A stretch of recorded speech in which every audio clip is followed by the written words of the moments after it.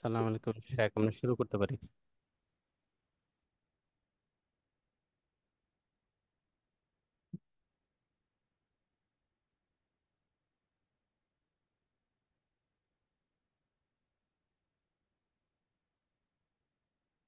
আসসালামু আলাইকুম রহমতুল্লাহি ওয়াবারাকাতুহ। আউযু বিল্লাহি মিনাশ শাইতানির রাজীম। বিসমিল্লাহির রহমানির রহিম। وما كان لمؤمن ولا مؤمنة إذا قضى الله ورسوله أمرا أن يكون لهم أن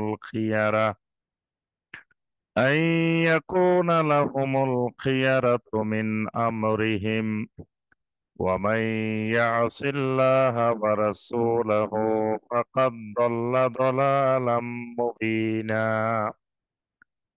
وإذ تقول للذي أنعم الله عليه وأنعمت عليه أمسك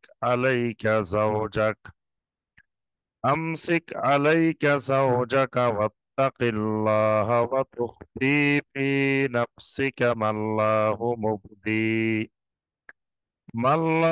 مبديه وتخشى الناس والله أحق أن تخشاه. فلما قضى زيد منها وطرا زوجناكها لكي لا يكون على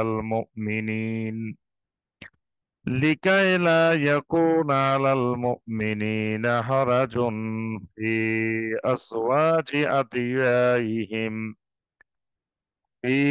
أزواج أدعيائهم إذا قضوا منهن وطرا وكان أمر الله مفعولا. اللهم صل على محمد وعلى آل محمد كما صليت على إبراهيم وعلى آل إبراهيم إنك حميد مجيد. اللهم بارك على محمد وعلى آل محمد كما باركت على إبراهيم وعلى آل إبراهيم إنك حميد مجيد. রোড টু সাকসেস কর্তৃক আয়োজিত প্রতি মঙ্গলবারের ধারাবাহিক দ্বীনি মাজলিস জিকিরের হালাকায় অনলাইন এবং অফলাইনে উপস্থিত সম্মানিত দর্শক শ্রোতা, দিনদার মুসলিম ভাই এবং বোনেরা,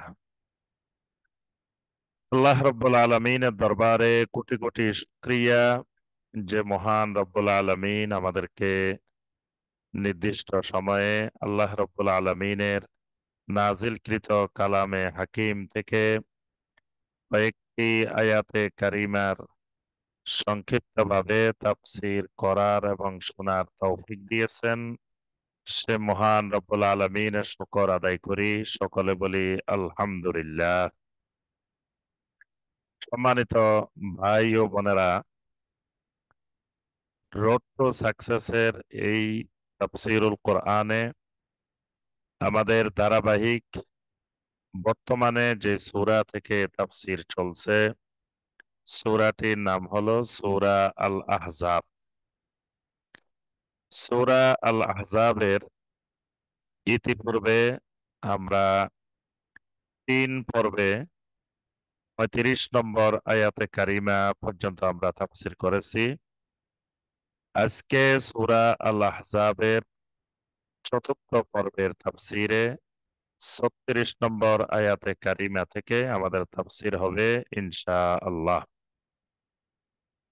সূরা আল আহজাব এটি মাদানী সূরা, অর্থাৎ নবী সাল্লাল্লাহু আলাইহি ওয়াসাল্লামের হিজরতের পরে অবতীর্ণ সূরাগুলোর মধ্য থেকে অন্যতম একটি সূরা, সূরা আল আহজাব। ইতিপূর্বে আমরা ভূমিকা এবং এই 35টি আয়াতে কারিমার তাফসীরের ক্ষেত্রে আমরা আহ, এই সূরার বিষয়বস্তু, এই সূরা নাজিলের প্রেক্ষাপট, এই বিষয়গুলো আমরা সংক্ষিপ্তভাবে তুলে ধরার চেষ্টা করেছি। আজকের এই পর্বে যেখান থেকে আমাদের তাফসীর শুরু হবে 36 নম্বর আয়াতে কারিমা থেকে, এখান থেকে আল্লাহ রাব্বুল আলামিন বিশেষ করে জয়নাব বিনতে জাহাশ রাদিয়াল্লাহু তাআলা আনহা, আমাদের আম্মা জান, তার বিবাহ সম্পর্কিত বিষয়ে আল্লাহ রাব্বুল আলামিন এই 36 নম্বর আয়াতে কারিমা থেকে আলোচনা করেছেন। আম্মা জান জায়নাব বিনতে জাহাশ রাদিয়াল্লাহু তাআলা আনহা নবী সাল্লাল্লাহু আলাইহি ওয়াসাল্লামের স্ত্রীদের মধ্য থেকে ষষ্ঠ নম্বরের স্ত্রী জয়নব বিনতে জাহাশ রাদিয়াল্লাহু তাআলা আনহা। অর্থাৎ প্রথমে নবী সাল্লাল্লাহু আলাইহি ওয়াসাল্লাম যেই স্ত্রী গ্রহণ করেন, যাকে বিবাহ করেন, তিনি হলেন আমাদের সকলের সুপরিচিত আম্মা জান খাদিজা বিনতে খুয়াইলিদ রাদিয়াল্লাহু তাআলা আনহা। এরপরে হিজরতের আগে নবী সাল্লাল্লাহু আলাইহি ওয়াসাল্লাম আরো একজন স্ত্রী বিবাহ করেন, সাউদা রাদিয়াল্লাহু তাআলা আনহা। সাউদা রাদিয়াল্লাহু তাআলা আনহা দ্বিতীয় স্ত্রী। আম্মাজান আয়েশা রাদিয়াল্লাহু তাআলা আনহা তৃতীয় স্ত্রী। আম্মাজান আয়েশাকে নবী সাল্লাল্লাহু আলাইহি ওয়াসাল্লাম বিবাহ করেন হিজরতের আগে, কিন্তু তার ঘরে নিয়ে আসেন হিজরতের পরে। চতুর্থ স্ত্রী হলেন নবী সাল্লাল্লাহু আলাইহি ওয়াসাল্লামের হাফসা রাদিয়াল্লাহু তাআলা আনহা, হাফসা বিনতে ওমর রাদিয়াল্লাহু তাআলা আনহা। আর পঞ্চম স্ত্রী হলেন উম্মে সালামা রাদিয়াল্লাহু তাআলা আনহা। আর 6 নম্বরে ষষ্ঠ স্ত্রী হলেন জয়নব বিনতে জাহাশ রাদিয়াল্লাহু তাআলা আনহা। তো এখানে যে সময়ে জয়নব বিনতে জাহাশ রাদিয়াল্লাহু তাআলা আনহাকে বিবাহ করেন, তখন কিন্তু নবী সাল্লাল্লাহু আলাইহি ওয়াসাল্লামের স্ত্রী 4 জন এক সময়ে বিদ্যমান। মানে খাদিজা রাদিয়াল্লাহু তাআলা আনহা তো আগেই মারা গেছে, তাহলে আর 4 জন একসাথে বিদ্যমান। এখন এর আগে সূরা আন-নিসার মধ্যে আল্লাহ পাক আয়াত নাযিল করেছেন যে একজন মুমিন সর্বোচ্চ মাসনা ওয়া সুলাসা ওয়া রুবাহ 4 জন পর্যন্ত স্ত্রী একসাথে বিবাহ করতে পারবেন। তাহলে এখন জয়নব বিনতে জাহাশ রাদিয়াল্লাহু তাআলা আনহাকে বিবাহ করলে স্ত্রী কিন্তু 4 জনের লিমিট পার হয়ে যাচ্ছে, এট এ টাইম 5 জন হয়ে যাচ্ছে। তো আম্মাজান জয়নব বিনতে জাহাশের বিবাহের ক্ষেত্রে মুনাফিকদের বড় ধরনের দুটি আপত্তি, দুইটি অপপ্রচার। একটি অপপ্রচার হইল যে তিনি তার পালক পুত্র জায়েদ ইবনে হারেসা রাদিয়াল্লাহু তাআলা আনহার স্ত্রীকে নবী সাল্লাল্লাহু আলাইহি ওয়াসাল্লাম দেখে তিনি বিবাহ করার উদ্দেশ্যে জায়েদকে চাপ দিয়ে তালাক দিয়েছেন। তালাক দেওয়ানোর পরে নবী সাল্লাল্লাহু আলাইহি ওয়াসাল্লাম বিবাহ করেছেন, নাউজুবিল্লাহ। এটা একটা ব্যাপক বড় ধরনের অপপ্রচার যে নবী সাল্লাল্লাহু আলাইহি ওয়াসাল্লাম পালক পুত্রের স্ত্রী বিবাহ করছেন। এই জাহেলি সমাজে পালক পুত্রের স্ত্রী নিজের ছেলের স্ত্রীর মতোই হুকুম প্রযোজ্য হইত। অর্থাৎ পালক পুত্রের স্ত্রীকে বিবাহ করা জাহেলি যুগে হারাম ছিল। এখন একটা হলো পালক পুত্রের স্ত্রী বিবাহ করেছেন, আরেকটা অপপ্রচার করতেছে যে নবী সাল্লাল্লাহু আলাইহি ওয়াসাল্লাম জায়েদকে বাধ্য করেছেন তালাক দেওয়ার জন্য। আরেকটা অপপ্রচার হলো যে সকল মুমিনের জন্য একসাথে 4 জন, তো নবী সাল্লাল্লাহু আলাইহি ওয়াসাল্লামের জন্য একসাথে 5 জন কেন হবে? এই যে অনেকগুলো অপপ্রচার, এই জয়নব বিনতে জাহাশ রাদিয়াল্লাহু তাআলা আনহার বিবাহের ক্ষেত্রে সংগঠিত হয়। আল্লাহ রাব্বুল আলামিন এখানে এই মুনাফিকদের প্রত্যেকটি অপপ্রচারের জবাব আল্লাহ রাব্বুল আলামিন এখানে দান করেছেন। প্রথমে আল্লাহ সুবহানাহু ওয়া তাআলা ৩৬ নম্বর আয়াতে কারিমা যে বিষয়টি জানিয়েছেন সেটি হলো যে যখন যায়েদ ইবনে হারেসা রাদিয়াল্লাহু তাআলা আনহুকে নবী সাল্লাল্লাহু আলাইহি ওয়াসাল্লাম বিবাহ করাইবেন, কাকে বিবাহ করাইবেন? নবী সাল্লাল্লাহু আলাইহি ওয়াসাল্লাম নিজেই প্রস্তাব দিচ্ছেন জয়নব বিনতে জাহাশের জন্য। এখানে আমাদের এই দুইজনের একটু পরিচয় জানা দরকার, যায়েদ ইবনে হারেসা এবং জয়নব বিনতে জাহাশ, তারা দুইজন কে? যায়েদ ইবনে হারেসা রাদিয়াল্লাহু তাআলা আনহু তিনি আহ, হলেন, তার বাবার নাম, তার নাম জায়েদ, বাবার নাম হারেসা। তিনি ৮ বছর বয়সে মায়ের সাথে নানার বাড়িতে বেড়াইতে গেছেন। বনি মাইন গোত্রে তার নানার বাড়ি। তো নানার বাড়িতে মায়ের সাথে যখন বেড়াইতে গেছেন, ওই বনি মাইন গোত্রের উপরে হঠাৎ করে আরেকটা ডাকাত দল, সন্ত্রাসী দল আক্রমণ করে, লুটপাট করে, এদের অনেক জিনিসপত্র, ওট, ভেড়া, ছাগল যা যা আছে এগুলো নিয়ে গেছে, মালামাল নিয়ে গেছে। সাথে এই এই এলাকার কিছু ছেলেকেও, সন্তানকেও জোর করে এরা ছিনতাই করে নিয়ে গেছে। ওই ছিনতাইকৃত জিনিসের মধ্যে এই যায়েদ ইবনে হারেসাও ওখান থেকে ছিনতাই হয়ে চলে আসে ডাকাতের কবলে। পরে ডাকাতেরা মক্কা মুকাররমার ওকাজ মেলায় এনে জায়েদকে বিক্রি করে দিছে। তো জায়েদকে কিনে এনেছেন খাদিজা রাদিয়াল্লাহু তাআলা আনহার ভাতিজা হাকিম ইবনে হাজান রাদিয়াল্লাহু তাআলা আনহু। তিনি ওকাজ মেলা থেকে এই জায়েদকে গোলাম হিসাবে কিনে নিয়ে আসছেন। কিনে এনে তিনি তার ফুফু খাদিজা রাদিয়াল্লাহু তাআলা আনহাকে দিয়ে দিয়েছেন। তো তখন এই জায়েদের বয়স ৮ বছর।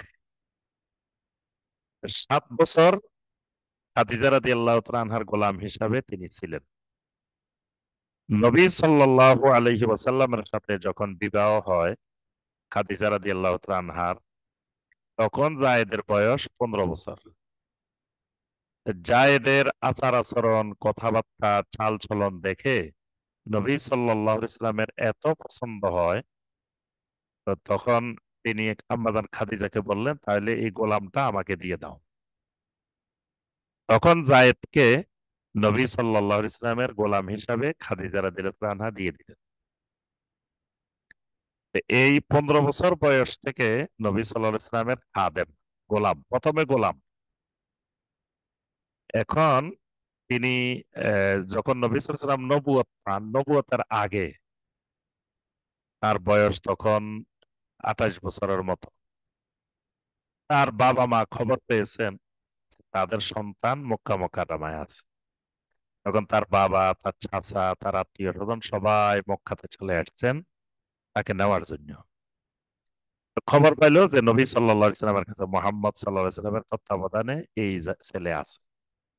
তার কাছে গেলেন, যাওয়ার পরে তোমার মালিককে? মুহাম্মদ সাল্লাল্লাহু আলাইহি সাল্লাম। নবী সাল্লাল্লাহু আলাইহি সাল্লামকে ডাকা হইলো যে এই ছেলে তো আমাদের ছেলে, তো আপনি আমাদেরকে দিয়ে দেন, কিভাবে দিবেন সেটা ফয়সালা করে দেন। নবী সাল্লাল্লাহু আলাইহি ওয়াসাল্লাম বললেন যে এই ছেলে যদি আপনাদের হয়, ছেলেও যদি আপনাদেরকে চিনে, বাস্তবেই আপনাদের ছেলে হয়, তাহলে আমি এই ছেলেকে আজাদ করে দিব এবং আপনারা এর বিনিময়ে আমাকে কোনো টাকা পয়সা দেওয়া লাগবে না। আপনারা আপনাদের সন্তান নিয়ে যান। আর যদি ওই ছেলে না যায়, আমার কাছে থাকতে চায়, তাহলে আমি কখনো জোর করে কাউকে বিতাড়িত করি না। কারণ আমাকে আমার আল্লাহ বলে দিয়েছেন, ওয়া আম্মা সাইলা ফালা তানহার। আল্লাহ পাক বলছেন, তোমার কাছে কোনো এতিম আসলে এতিমের, ওয়া আম্মাল ইয়াতীমা ফালা তাকহার ওয়া আম্মা সাইলা ফালা তানহার, আমি কাউকে গলা তাড়ায়ে ধাক্কা দিয়ে বের করে দিই না। যায়েদ রাদিয়াল্লাহু তাআলা আনহুকে ডাকা হলো তার বাবার সামনে, চাচাদের সামনে। ডেকে নবী সাল্লাল্লাহু আলাইহি সাল্লাম বললেন যে এদেরকে তুমি চিনো, এরা কারা? জায়েদ রাদিয়াল্লাহু তাআলা আনহু বললেন, উনি আমার আব্বা, উনি আমার চাচা, উনি চিনেন। হ্যাঁ। তো নবী সাল্লাল্লাহু আলাইহি ওয়াসাল্লাম বললেন, ঠিক আছে, যদি তোমার বাবা চাচা হয় তাহলে তুমি তাদের সাথে চলে যাও, আমি তোমাকে আজাদ করে দিলাম। এখন আহ ওই লোকেরা এত খুশি, তার বাপ চাচারা বলতেছে, এরকম মানুষ তো দুনিয়াতে দেখি নাই, টাকা পয়সা ছাড়া বিনা পয়সায় আমাদেরকে দিয়ে দিছে। তারা খুশিতে আত্মহারা। কিন্তু জায়েদ রাদিয়াল্লাহু তাআলা আনহু, জায়েদ ইবনে হারেসা রাদিয়াল্লাহু তাআলা আনহু তাদের খুশির মধ্যে বাধা হয়ে দাঁড়াইলেন। জায়েদ ইবনে হারেসা রাদিয়াল্লাহু তাআলা আনহু বললেন, ঠিক আছে, আপনি আমার আব্বা, আপনি আমার চাচা, কিন্তু আমি এই ব্যক্তির কাছে আজকে এত বছর থাকতে থাকতে এমন আচরণ, এমন কিছু আমি এই ব্যক্তির মধ্যে দেখতে পেয়েছি, যেটা আমি ওনাকে ছেড়ে কোনোদিন যাওয়া আমার পক্ষে সম্ভব না। আমি মোহাম্মদ সাল্লাল্লাহু আলাইহি ওয়াসাল্লামকে ছেড়ে যাব না। শেষ পর্যন্ত অনেক চেষ্টা করেও বাপ চাচা ব্যর্থ হয়ে গেছে, ব্যর্থ হয়ে তারা চলে গেছেন। যায়েদ ইবনে হারেসা রাদিয়াল্লাহু তাআলা আনহু নবী সাল্লাল্লাহু আলাইহি ওয়াসাল্লামের কাছে রয়ে গেলেন। তখন নবী সাল্লাল্লাহু আলাইহি ওয়াসাল্লাম যায়েদ ইবনে হারেসাকে হাত ধরে মক্কা মুকাররমার সামনে নিয়ে আসলেন। নিয়ে এসে বললেন, মক্কাবাসী শুনো, আজকে থেকে যায়েদ ইবনে হারেসা আমার গোলাম না, আমি তাকে আজাদ করে দিয়েছি। যায়েদ ইবনে হারেসা এখন থেকে আমার পালক, তাকে আমি সন্তান হিসাবে, পুত্র হিসাবে গ্রহণ করে নিলাম। সুবহানাল্লাহ।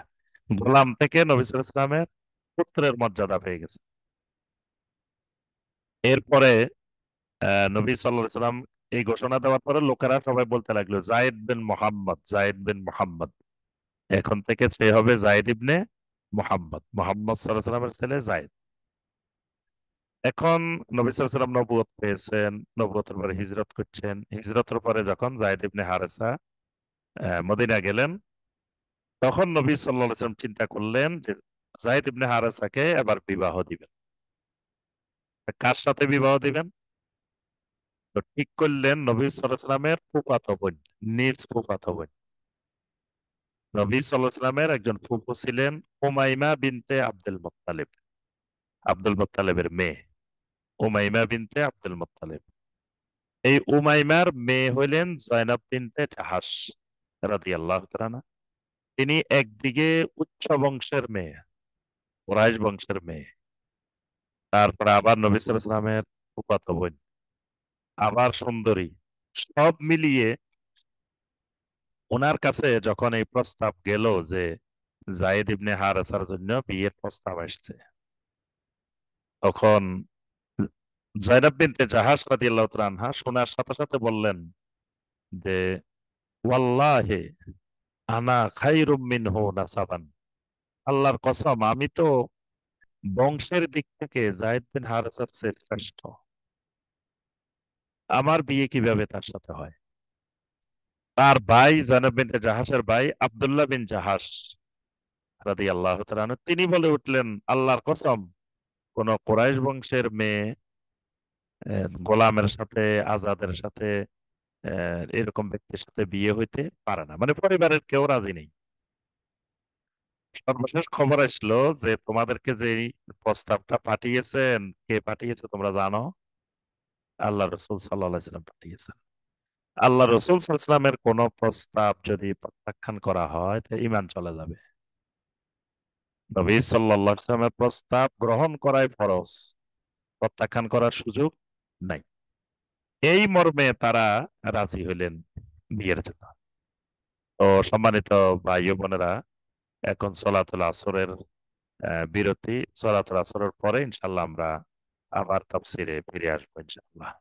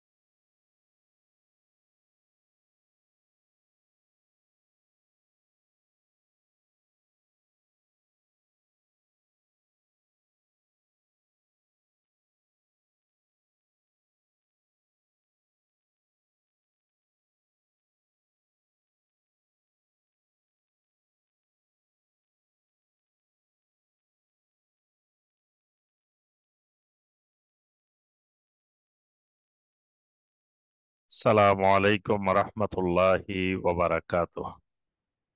আলহামদুলিল্লাহি ওয়াহদা ওয়াসসালাতু ওয়াসসালামু আলা মান লা নাবিয়্যা বা'দা ওয়া আলা আলিহি ওয়া সাহবিহি ওয়া মাওয়ালা। আলহামদুলিল্লাহ, আমরা সালাতুল আসরের বিরতির আগে যে বিষয়টি আমরা আলোচনা করছিলাম, যে এখানে যে ঘটনাটি আল্লাহ সুবহানাহু ওয়া তাআলা আমাদের সামনে তুলে ধরেছেন, তো এই ঘটনাটির মধ্যে অনেকগুলো আমাদের জন্য শিক্ষণীয় বিষয় রয়েছে। এই কারণেই আল্লাহ পাক এটিকে গল্প হিসাবে নয়, এখান থেকে আমাদেরকে শিক্ষা গ্রহণ করার জন্যই আল্লাহ সুবহানাহু ওয়া তাআলা বিষয়গুলো তুলে ধরেছেন। তো আমরা বিরতির আগে যায়েদ ইবনে হারেসা রাদিয়াল্লাহু তাআলা আনহুর পরিচয়, জয়নাব বিনতে জাহাশ রাদিয়াল্লাহু তাআলা আনহার পরিচয় আমরা তুলে ধরলাম। সর্বশেষ আমরা যে পর্যন্ত গিয়েছি, তো যখন নবী সাল্লাল্লাহু আলাইহি ওয়াসাল্লাম বিবাহের প্রস্তাব পাঠাইলেন, শেষ পর্যন্ত তিনি এবং তার পরিবার সেই প্রস্তাব মানতে বাধ্য হইলেন। এই বিষয়ে আল্লাহ রাব্বুল আলামিন এই সূরা আল আহজাবের এই 36 নম্বর আয়াতে কারিমায় একটি শরিয়ার গুরুত্বপূর্ণ নীতিমালা বর্ণনা করেছেন। এই আয়াতটা শরীয়তের নীতিমালার ক্ষেত্রে খুবই গুরুত্বপূর্ণ। এই আয়াতটা 36 নম্বর আয়াতটা আল্লাহ সুবহানাহু ওয়া তাআলা বলেন, ওয়ামা কানা লিমুমিনিন ওয়ালা মুমিনাতিন, কোন মুমিন পুরুষের জন্য বৈধ নয়, কোন মুমিন নারীর জন্য বৈধ নয়। আল্লাহ পাক শুধু মুমিন বললেই হইতো, মুমিন বললে পুরুষ নারী দুটাকে বোঝায়। তো এখানে আল্লাহ সুবহানাহু ওয়া তাআলা আলাদা করে বলছেন, কোন মুমিন পুরুষের জন্য এটা বৈধ নয়, কোন মুমিন নারীর জন্য বৈধ নয়। ইযা কাদাল্লাহু ওয়া রাসূলুহু আমরান, যখন কোন বিষয়ে আল্লাহ এবং তার রাসূল ফয়সালা দিবেন, আল্লাহ এবং তার রাসূল যদি কোনো বিষয়ে সিদ্ধান্ত দেন, ফয়সালা দেন, আইয়াকুনা লাহুমুল খিয়ারাতু মিন আমরিহিম, তখন ওই নির্দেশ পালন করার ব্যাপারে তাদের কোনো এখতিয়ার নাই, তাদের জন্য কোনো এখতিয়ার বৈধ না। মানে আল্লাহ এবং রাসূলের এই নির্দেশ সে মানবে কি মানবে না, গ্রহণ করবে কি করবে না, এটা ঠিক না বেঠিক, এই এখতিয়ার কোনো মুমিনের নাই। এজন্য আল্লাহর কোন আয়াত বলি জনগণকে জিজ্ঞেস করা যাবে না ঠিক কিনা, কারণ আল্লাহর আয়াত ঠিক না বেঠিক এটা যাচাই করার অধিকার কোন মুমিন বান্দার বান্দির নাই। নবী সাল্লাল্লাহু আলাইহি ওয়াসাল্লামের কোন হাদিসেরও এটা ঠিক না বেঠিক এটার এখতিয়ার কোন মুমিন নারী পুরুষের নাই। আল্লাহ এবং আল্লাহ রসুল যেটা বলবেন সেটা অবশ্যই ঠিক, বেঠিকের যারা পরিমাণ সম্ভাবনাও নাই। এই আয়াতে কারিমার কারণেই এই জাইনাব বিনতে জাহাশ রাদিয়াল্লাহু তাআলা আনহা এবং তার পরিবার এই রাসূল সাল্লাল্লাহু আলাইহি ওয়াসাল্লামের এই সিদ্ধান্ত মানতে বাধ্য হয়েছে। এরপর আল্লাহ পাক বলেন, ওয়া মান ইয়াসিল্লাহ ওয়া রাসূলাহু ফাকাদ দাল্লা দালালাম মুবিনা, যে ব্যক্তি আল্লাহ এবং তার রাসূলের নাফরমানি করবে, অর্থাৎ আল্লাহ এবং রাসূলের এই সিদ্ধান্ত এই নির্দেশ অমান্য করবে, ফাকাদ দাল্লা দালালাম মুবিনা, সে প্রকাশ্য গোমরাহির মধ্যে নিমজ্জিত হয়ে গেল। মানে সে প্রকাশ্য বড় ধরনের গোমরাহি, সে বড় ধরনের কুফরির মধ্যে নিমজ্জিত হয়ে গেল। এরপর আল্লাহ সুবহানাহু ওয়া তাআলা পরবর্তী বিষয় তুলে ধরছেন। সম্পূর্ণ ঘটনা আল্লাহ পাক এখানে বিস্তারিত বর্ণনা করেন নাই, একটু একটু তুলে ধরছেন। এখন তাদের মধ্যে বিয়ে হয়ে গেল। বিয়ে হওয়ার পরে দুইজনের মধ্যে তো আসলে যথাযথ কুফু হয় নাই, মানে তাদের মধ্যে সমতা যথাযথভাবে নির্ধারিত হয় নাই। একজন হলো কুরাইশ বংশের মেয়ে, উচ্চ বংশের মেয়ে, আর একজন হলো মানে একজন গোলাম। হ্যাঁ, তা এখন দুইজনের মধ্যে মানসিক মিল হয় নাই, দুইজনের মধ্যে আহ কুফু সমতা নির্ধারণ হয় নাই। এখন তাদের মধ্যে সমস্যা দেখা দিচ্ছে। এখন নবী সাল্লাল্লাহু আলাইহি ওয়াসাল্লাম চাচ্ছেন এদের বিয়েটা যেন না ভাঙ্গে। এদের বিয়েটা যেন বলবৎ থাকে। নবী সাল্লাল্লাহু আলাইহি ওয়াসাল্লাম অনেক চেষ্টা করেছেন বিয়েটা ঠিক রাখার জন্য, কিন্তু শেষ পর্যন্ত নবী সাল্লাল্লাহু আলাইহি ওয়াসাল্লাম দেখলেন যে আর কোনোভাবে বিয়ে টিকিয়ে রাখা সম্ভব না। তখন নবী সাল্লাল্লাহু আলাইহি ওয়াসাল্লাম তাদের মধ্যে তালাকের ব্যবস্থা করে দিলেন। সেই বিষয়টা আল্লাহ সুবহানাহু ওয়া তাআলা এখানে তুলে ধরেছেন। এখন যখন আল্লাহ সুবহানাহু ওয়া তাআলা তালাক সম্পন্ন হবার পরে আল্লাহ পাক নির্দেশ দিলেন নবী সাল্লাল্লাহু আলাইহি ওয়াসাল্লামকে জয়নব বিনতে জাহাজকে বিয়ে করার জন্য। এখন নবী সাল্লাল্লাহু আলাইহি ওয়াসাল্লাম মনে মনে তিনি মানুষদেরকে ভয় পাচ্ছিলেন, মুনাফিকদেরকে ভয় পাচ্ছিলেন যে আমি যদি এখন আল্লাহর নির্দেশে বিয়ে করি তো মুনাফিকরা চতুর্দিকে কি রটাবে আমার নামে। তা আল্লাহ সুবহানাহু ওয়া তাআলা এই বিষয়টা এখানে তুলে ধরেছেন। ওয়া ইজ তাকুলু লিল্লাযী আন'আমা আল্লাহু আলাইহি, আর যখন আপনি বলছিলেন, ওয়া ইজ তাকুলু যখন আপনি বলছিলেন কাকে, লিল্লাযী আন'আমা আল্লাহু আলাইহি, ওই ব্যক্তিটাকে যে ব্যক্তির উপরে আল্লাহ পাক নেয়ামত দান করেছেন। সুবহানাল্লাহ। মানে যায়েদ ইবনে হারেসার কথা বলতেছে। এই ব্যক্তিটার উপরে, এই মানুষটার উপরে আল্লাহ পাক নেয়ামত দিয়েছেন। ওয়া আন'আমতা আলাইহি, এবং আপনিও তার উপরে অনুগ্রহ করেছেন। আপনি অনুগ্রহ করেছেন কিভাবে? সে ছিল আপনার গোলাম, আপনি তাকে আজাদ করে দিলেন, তারপর তার মা বাবার কাছে দিয়ে দিলেন, তারপর তাকে নিজের পুত্র হিসাবে গ্রহণ করলেন, তারপরে আপনি নিজে মোহর দিয়ে বিয়ে করাইছেন, এবং এই যে জায়েদের বিয়েতে মোহরটা আদায় করছেন নবী সাল্লাল্লাহু আলাইহি ওয়াসাল্লাম নিজে, মোহরও দিচ্ছেন নিজে, এবং কাপড় চোপড় সাজ সজ্জা যা দরকার সব নবী সাল্লাল্লাহু আলাইহি ওয়াসাল্লাম নিজে কিনে দিয়েছেন। এই জন্য আল্লাহ পাক বলছেন ওয়া আন'আমতা আলাইহি, যার উপরে আপনিও অনুগ্রহ করেছেন। তা আপনি যখন তাকে বলতেছিলেন আমসিক আলাইকা জাওজাক, আপনি, তুমি তোমার স্ত্রীকে রেখে দাও, খবরদার স্ত্রীকে তুমি তালাক দিও না। ওয়াত্তাকিল্লাহ, আর আপনি তাকে বলতেছিলেন বারবার যে জায়েদ তুমি আল্লাহকে ভয় করো, আল্লাহকে ভয় করো, তালাক দিও না, নিষেধ করতেছিলেন। ওয়াতুখফি ফি নাফসিকা মা আল্লাহু মুবদি, তবে আমি যখন আপনাকে নির্দেশ দিয়েছিলাম যে আপনি বিয়ে করতে হবে, তখন আপনি আপনার নফসের ভিতরে যেটা আছে এটাকে গোপন করে রেখেছিলেন। ওয়াতুখফি ফি নাফসিকা, আপনার ভিতরে আপনি এটিকে গোপন করে রেখেছিলেন। মাল্লাহু মুবদি, আল্লাহ চাচ্ছেন এটা গোপন রাখবেন না, প্রকাশ করে দিবেন। ওয়া তাখশান নাস ওয়াল্লাহু আহাক্কু আন তাখশা, ওয়া তাখশান নাস, আর আপনি ভয় করতেছিলেন মানুষদেরকে, মানে মানুষ কি বলবে। ওয়াল্লাহু আহাক্কু আন তাখশাহু, অথচ আপনি ভয় করার ব্যাপারে আল্লাহই হলো অধিক হকদার, মানে আপনি ভয় করবেন আল্লাহ রাব্বুল আলামিনকে। ফালাম্মা কাদা যায়েদুম মিনহা ওয়াতারান, কোরআনে কারিমে আল্লাহ পাক যায়েদের নামটা সরাসরি উল্লেখ করছেন, এই যায়েদ ইবনে হারেসা রাদিয়াল্লাহু তাআলার নাম। ফালাম্মা কাদা যায়েদুন, যে মিনহা ওয়াতারান, যখন যায়েদের ওই নারী থেকে, স্ত্রী থেকে যাবতীয় প্রয়োজন মিটিয়ে গেল। এই কথাটার অর্থ হইলো, এটা আরবি ভাষায় প্রয়োজন মিটিয়ে গেল বলা হয় যখন তালাক সম্পন্ন হওয়ার পরে ইদ্যত পালন সম্পূর্ণ হয়ে যায়।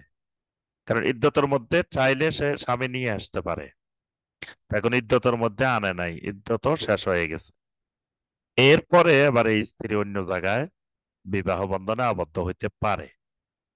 এই যে তালাক তালাক হওয়ার পরে ইদ্যত সমাপ্ত হওয়া এবং আর আগের স্বামী ফিরিয়ে নেওয়ার সম্ভাবনা নাই, তখন এটাকে বলা হয় যে কাদা জায়েদুম মিনহা ওয়াতারান, যখন জায়েদের তার স্ত্রী থেকে সকল প্রয়োজনীয়তা পূর্ণ হয়ে গেল, মিটিয়ে গেল। জাওয়াজনা কাহা, জাওয়াজনা কা, এরপরে আমি আপনাকে বিবাহ করাই দিলাম। এখানে কিন্তু নবী সাল্লাল্লাহু আলাইহি ওয়াসাল্লাম বিয়ে করেন নাই, বিয়েটা আল্লাহ নিজের দিকে নিসবত করছেন, জাওয়াজ না, আমি বিয়ে করাইছি।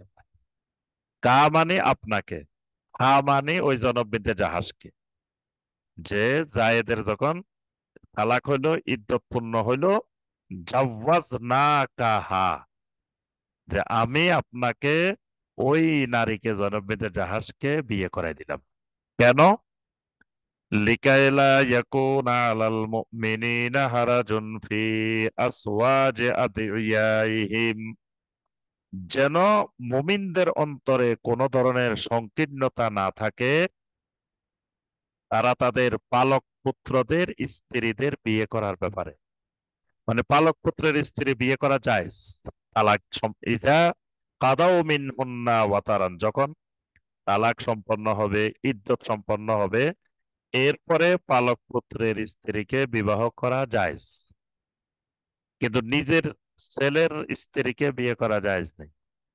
তো পালক পুত্রের স্ত্রী হলে এটা জায়েজ হবে।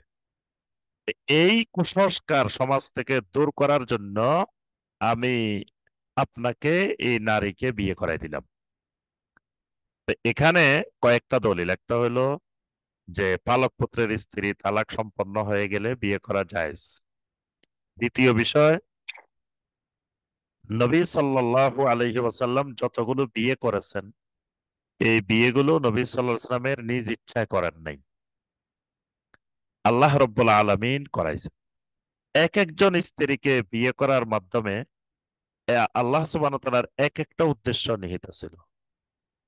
যেমন এই গোত্রের লোকেরা ইসলামের বিরুদ্ধে বেশি দুশ্মনী করে, সেই গোত্রের একটা মেয়ে নবী সাল্লাল্লাহু আলাইহি ওয়াসাল্লাম যখন বিয়ে করবেন, তখন নবী সাল্লাল্লাহু আলাইহি ওয়াসাল্লাম ওই গোত্রের জামাই হয়ে গেছে। আরবদের নীতিমালা হইলো, তাদের মেয়ে বিয়ে দিলে জামাইয়ের বিরুদ্ধে আর কোনো শত্রুতা করে না, তাদের আপনজন হয়ে যায়, ধর্ম ভিন্ন হোক, যাই ভিন্ন হোক, কিন্তু এই গোত্রের জামাই।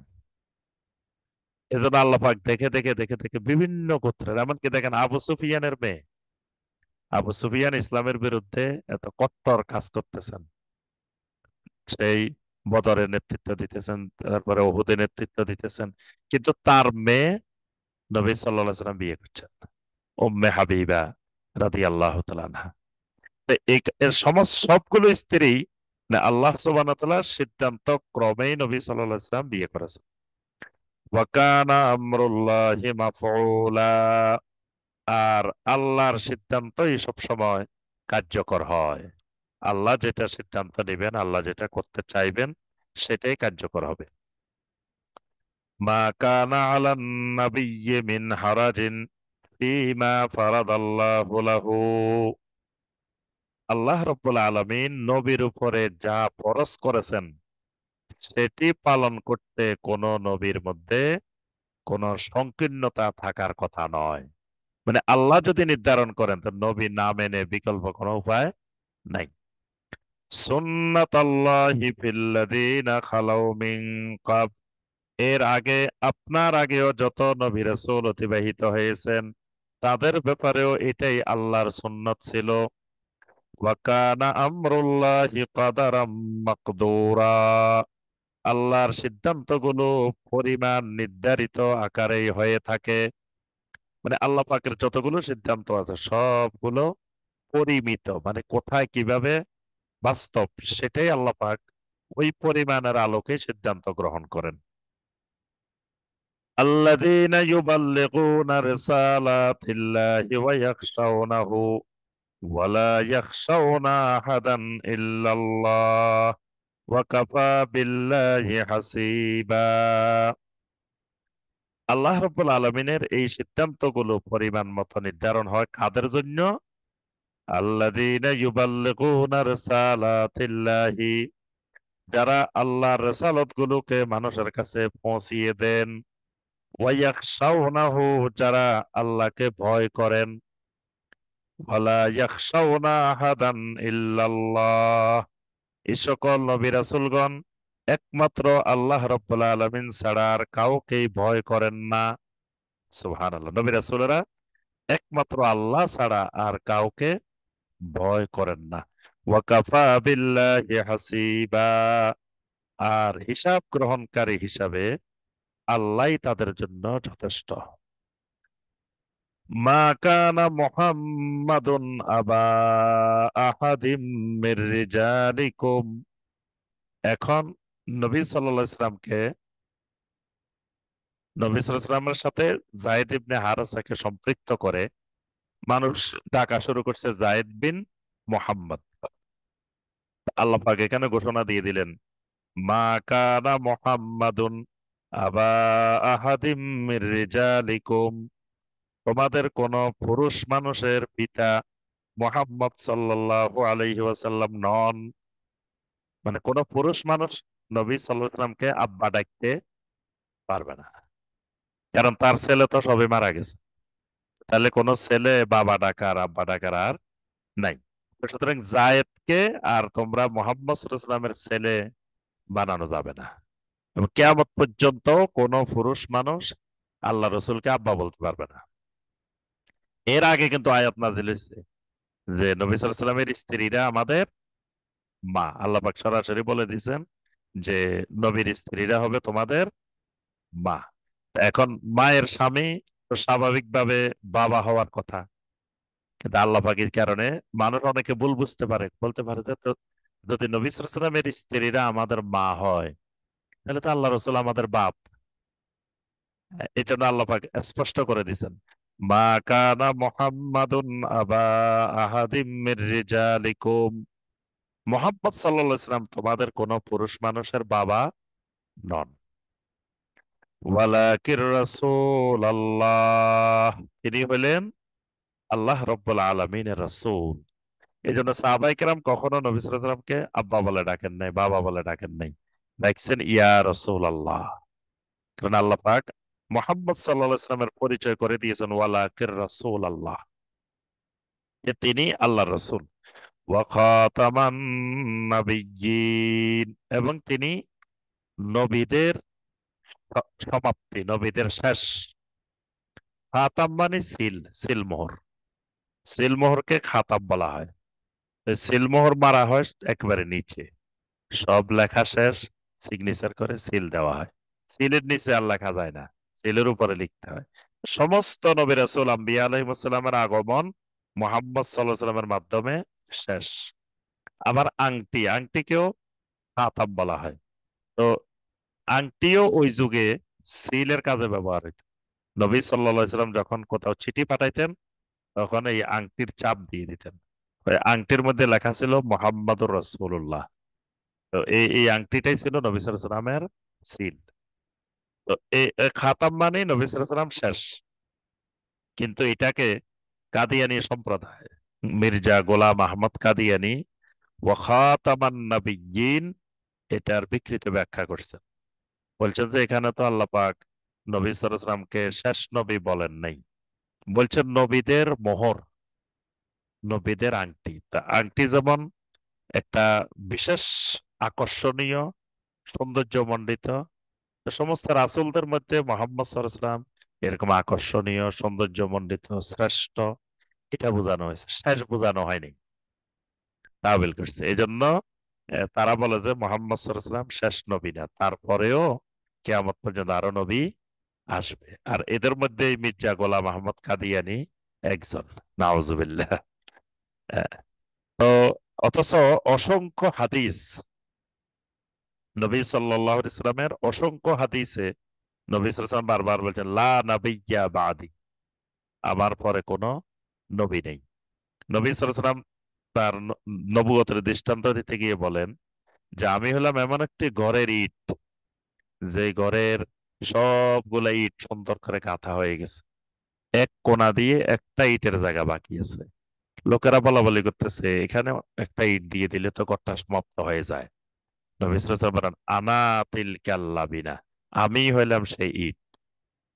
মানে আমাকে দিয়ে আল্লাহ সুবহানাহু ওয়া তাআলা ওই নবুয়তের বাড়িটা, নবুয়তের ঘরটা সম্পূর্ণ করছে, কমপ্লিট করছে। তো এরকম অসংখ্য হাদিস দ্বারা প্রমাণিত যে নবী সাল্লাল্লাহু আলাইহি ওয়াসাল্লাম শেষ নবী। এটা উম্মতের এজমা, পুরা উম্মতের এজমা, সাহাবায়ে কেরামের এজমা, তাবেঈনে কেরামের এজমা, তাবেঈনে কেরামের এজমা, যে কিয়ামত পর্যন্ত আর কোন নবী বা রাসূল আসবেন না। এমনকি ঈসা আলাইহিস সালাম আসলেও তিনি নবী অথবা রাসূল হয়ে আসবেন না। তিনি উম্মত হয়ে আসবেন। নবী সাল্লাল্লাহু আলাইহি ওয়াসাল্লাম বলেন, লাউ কানা মূসা হাইয়ান মা ওয়াসিআহু ইল্লা ইত্তিবাই। যদি মুসাও আজকে পৃথিবীতে জীবিত থাকতেন, তো তিনিও আমার ইত্তেবা করা ছাড়া তার বিকল্প কোনো উপায় ছিল না। ওয়া কানা আল্লাহু বিকুল্লি শাইইন আলিমা। আল্লাহ রাব্বুল আলামিন প্রত্যেকটি বিষয়ে এলেম রাখেন, খবর রাখেন, জানেন। ইয়া আইয়ুহাল্লাযীনা আমানু যকুরুল্লাহা যিকরান কাসীরা ওয়াসাব্বিহুহু বুকরাতাও ওয়া আসীলা। এটি কোরআনে কারিমের এই দুটি আয়াত, 41 এবং 42 নম্বর আয়াত, অত্যন্ত গুরুত্বপূর্ণ দুটি আয়াত। আল্লাহ সুবহানাহু ওয়া তাআলা বান্দার যত ইবাদত আছে, সমস্ত ইবাদত আল্লাহ পাক সুন্দর ইবাদত করতে বলছেন, বেশি ইবাদত করতে বলেন নাই। আল্লাহ পাক বলছেন, আল্লাযী খলাকাল মাউতা ওয়াল হায়াতা লিয়াবলুয়াকুম আইয়ুকুম আহসানু আমালা। আল্লাহ পাক তোমাদের মওত এবং হায়াতকে সৃষ্টি করেছেন যেন তিনি তোমাদেরকে পরীক্ষা করতে পারেন যে তোমাদের মধ্যে কারা বেশি বেশি সুন্দর আমল করে, আহসান আমল করে। একটা আমলকে আল্লাহ রাব্বুল আলামিন বেশি বেশি করতে বলছেন, সেটা হলো জিক্রুল্লাহ, আল্লাহ রাব্বুল আলামিনের জিকির। এখানে আল্লাহ সুবহানাহু ওয়া তাআলা বলছেন, ইয়া আইয়ুহাল্লাযীনা আমানু, হে ঈমানদারগণ, উযকুরুল্লাহ, বেশি বেশি করে আল্লাহর জিকির করো। যিকরান কাসীরা, যত বেশি পারা যায়, যত বেশি পারো বেশি বেশি আল্লাহর জিকির করো। জিক্রুল্লাহ অনেক ব্যাপক জিনিস।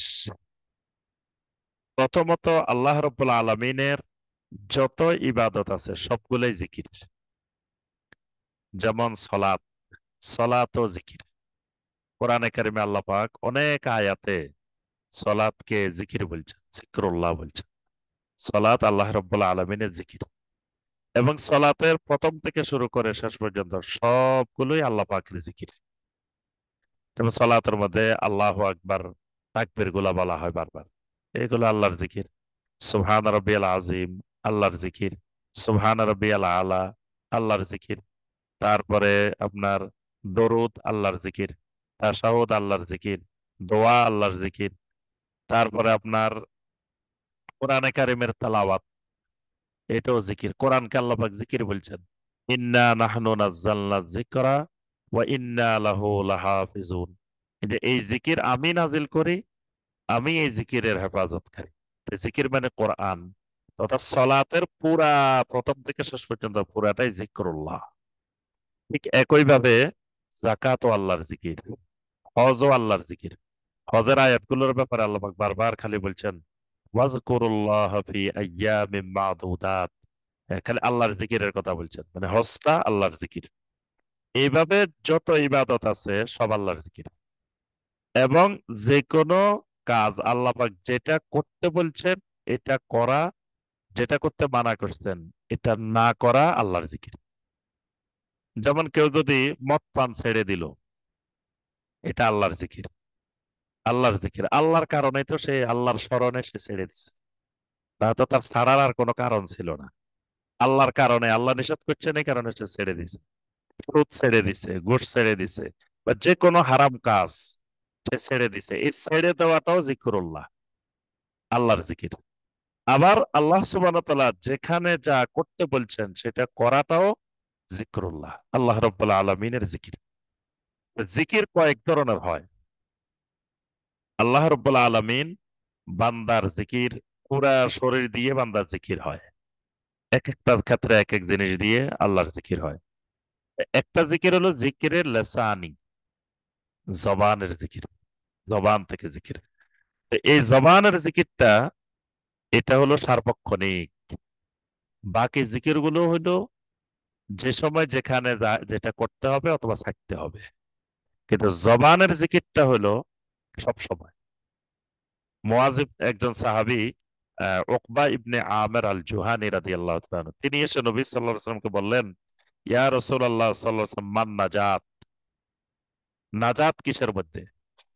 নবী সাল্লাল্লাহু আলাইহি ওয়াসাল্লাম বলেন, আমসিক আলাইকা লিসানাক, তোমার জিহ্বার লাগাম টেনে ধরো, এটার মধ্যে নাজাত।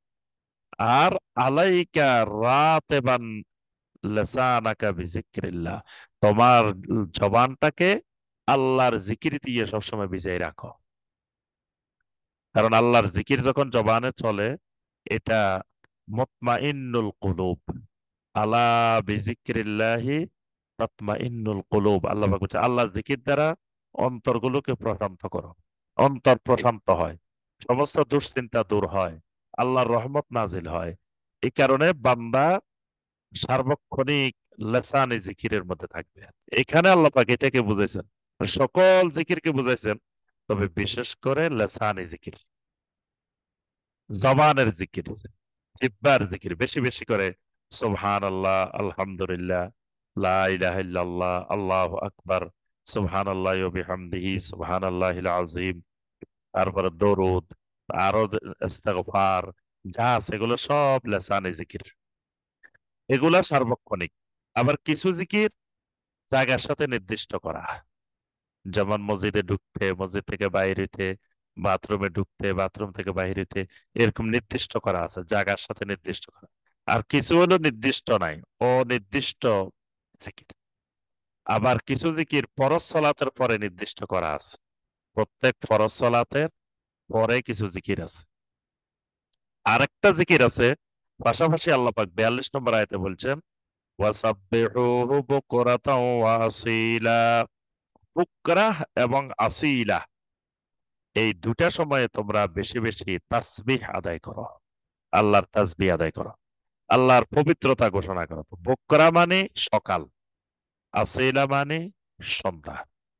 বকরাটা হলো ফজরের সালাতের পর থেকে সূর্য ওঠা পর্যন্ত, এটা হলো বকরা, এই সময় সকালের জিকির।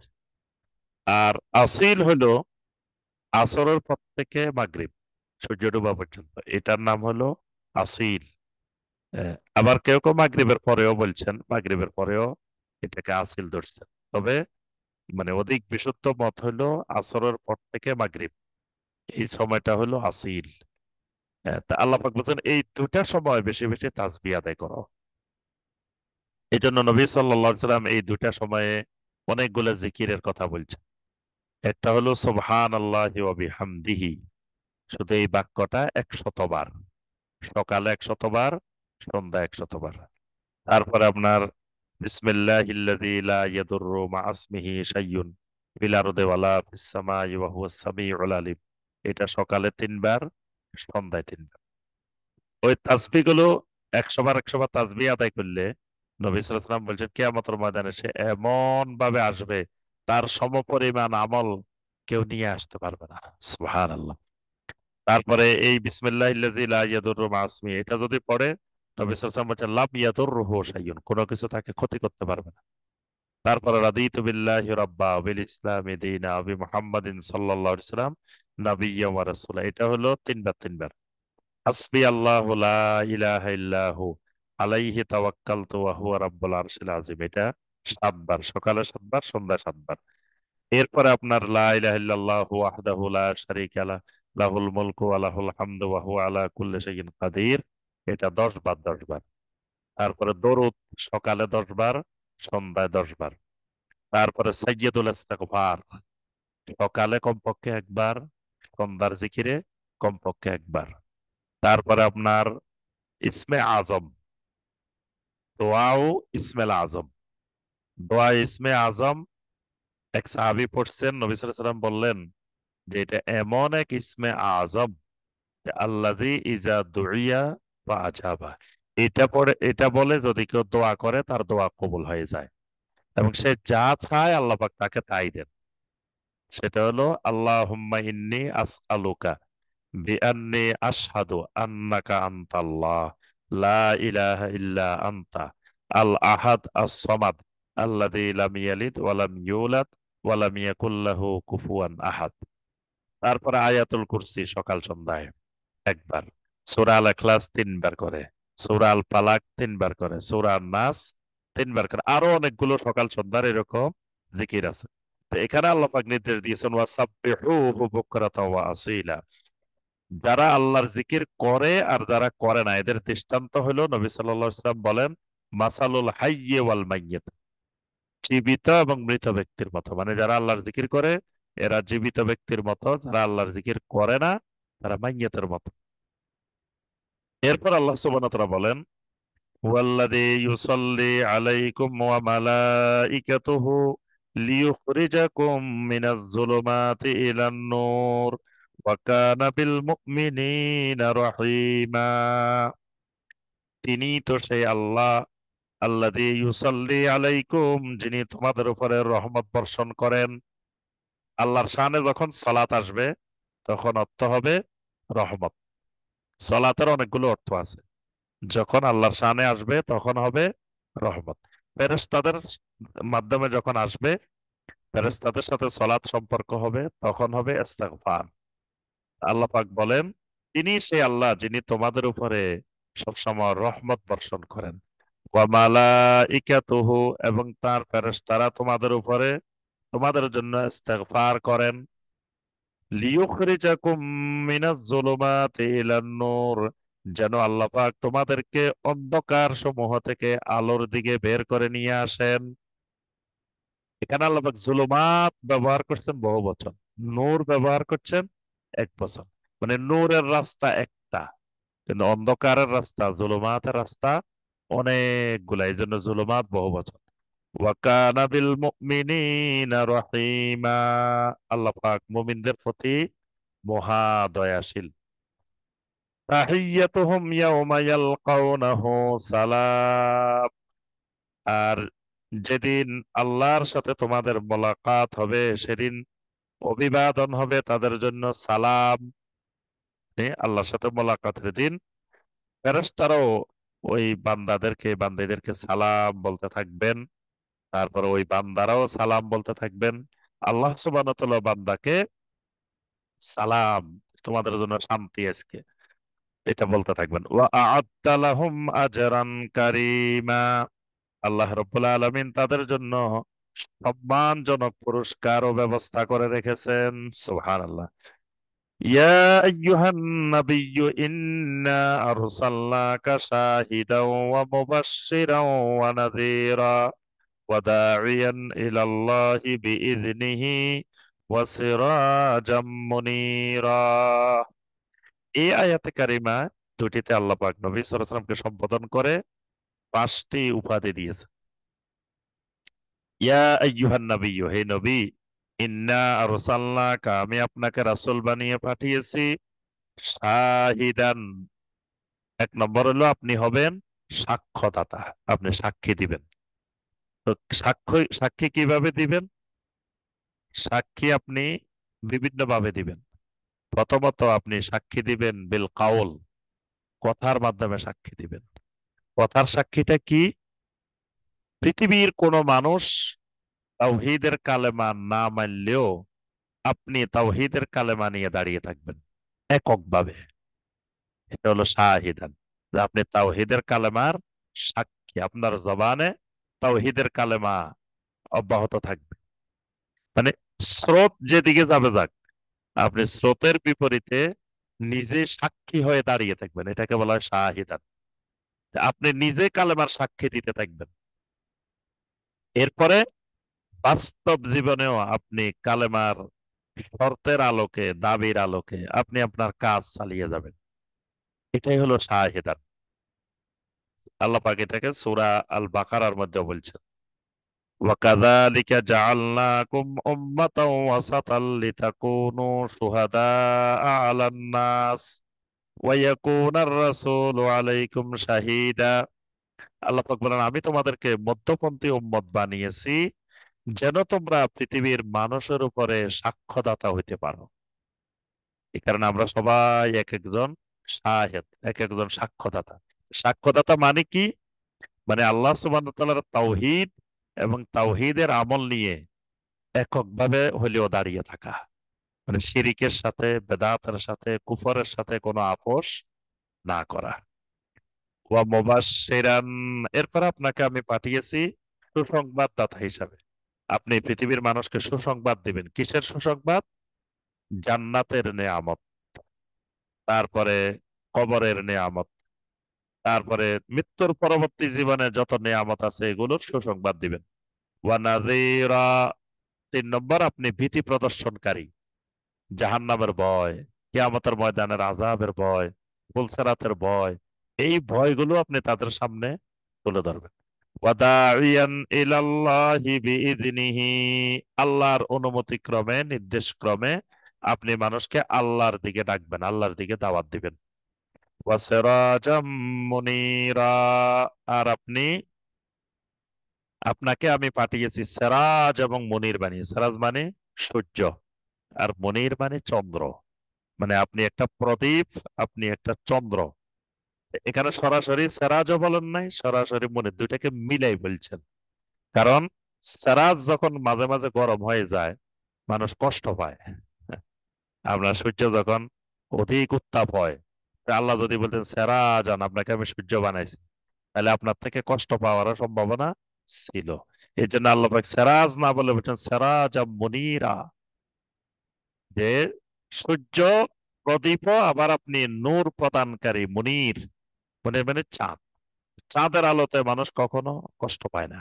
অর্থাৎ আপনার থেকে, আপনার এই আলোতে কেউ কষ্ট পাওয়ার সম্ভাবনা নাই। ওয়াবাশশিরিল মুমিনিনা বিআন্না লাহুম মিনাল্লাহি ফাদলান কাবীরা, আর আপনি মুমিনদেরকে সুসংবাদ দিয়ে দিন যে আল্লাহর কাছে তাদের জন্য রয়েছে বিরাট অনুগ্রহ। ওয়ালা তুতিউল কাফিরিনা ওয়াল মুনাফিকিনা ওয়াদা আযাহুম ওয়া তাওয়াক্কাল আলাল্লাহ ফাকাফা বিল্লাহি ওয়াকিলা। ওয়ালা তুতিউল কাফিরিন, খবরদার আপনি কাফেরদের কথা শুনবেন না। ওয়াল মুনাফিকিন, মুনাফিকদের কথাও শুনবেন না। ওয়াদা আযাহুম, তারা আপনাকে যা কষ্ট দেয় ওইটা আপনি পরিত্যাগ করেন, মানে তাদের কষ্ট আপনি এড়িয়ে চলেন, তাদের কথা আপনি শুনবেন না। ওয়া তাওয়াক্কাল আলাল্লাহ, আপনি সরাসরি আল্লাহর উপরে তাওয়াক্কুল করেন। ওয়া কাফা বিল্লাহি ওয়াকিলা, আল্লাহ আপনার ওয়াকিল হিসাবে, তত্ত্বাবধানকারী হিসাবে, অভিভাবক হিসাবে যথেষ্ট। সুবহানাল্লাহ। তো আল্লাহ রাব্বুল আলামিন আমাদের সবাইকে কোরআনে কারিমের এই আয়াতগুলোর আলোকে আমল করার তৌফিক দান করুন। আল্লাহ সুবহানাহু ওয়া তাআলা আমাদের সবাইকে কোরআনে কারিমের সাথে সম্পর্ক গভীর করার তৌফিক দান করুন। আল্লাহ সুবহানাহু ওয়া তাআলা রোড টু সাকসেসের এই তাফসীরুল কোরআনকে আল্লাহ পাক কবুল করে নিন। আল্লাহ রাব্বুল আলামিন তাদের, যারা এই খেদমতের আয়োজন করেন, আল্লাহ পাক তাদের খেদমতকেও কবুল করে নিন। আল্লাহ পাকের মাধ্যমে আমাদের ভাই বোনদের কোরআন জানার, কোরআন বুঝার, কোরআনের সাথে মহব্বত গড়ে তোলার, কোরআনকে কিয়ামতের ময়দানে হুজ্জাত হিসাবে, শাফাআতকারী হিসাবে পাওয়ার আল্লাহ পাক আমাদেরকে তৌফিক দান করুন। আমিন ইয়া রাব্বাল আলামিন। সুবহানাকা আল্লাহুম্মা বিহামদিকা আশহাদু আল্লা ইলাহা ইল্লা আনতা আস্তাগফিরুকা ওয়া আতুবু ইলাইক। আসসালামু আলাইকুম ওয়া রাহমাতুল্লাহি ওয়া বারাকাতুহু।